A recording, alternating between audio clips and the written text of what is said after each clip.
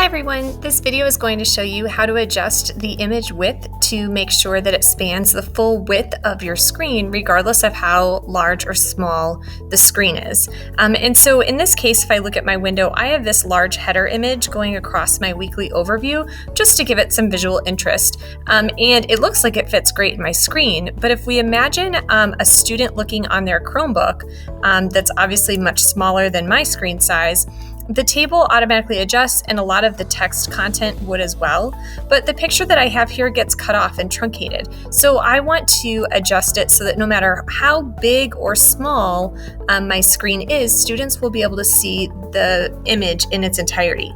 So if I click on the Edit Pencil button, you can go through and check to see exactly how big your image is. If I click on the image, a pop-up option will be here for image options or a pop-up menu, and you can see what the actual size is. So these basic numbers without a unit typically indicate pixels. So right now this image is 1,389 pixels wide and 347 pixels across, which is great, but I don't really care how many pixels it takes up. What I care about is the full percentage, so that no matter how big or small or how many pixels are available, I just want it to take up 100% of those pixels.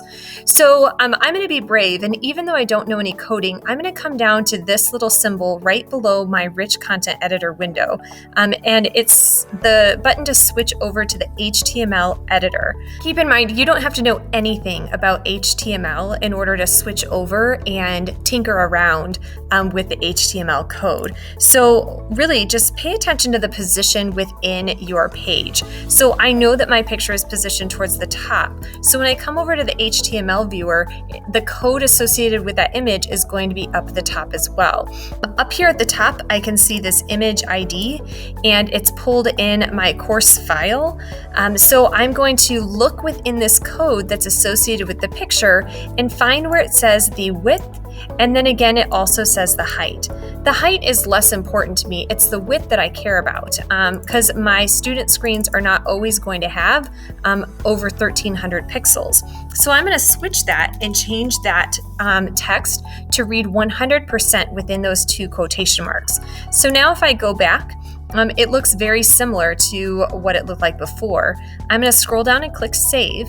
Now it's going to make sure that no matter how big or small my window is, it's going to span the full width of it. So as my page gets smaller, notice how now my image gets smaller to still accommodate that full width. And so it's a really quick little tweak in the HTML editor to go through, find your image within the code, and switch the width from a pixel value to read 100%. And once you click Save, it will automatically adjust your image based off of the size screen that your students are using.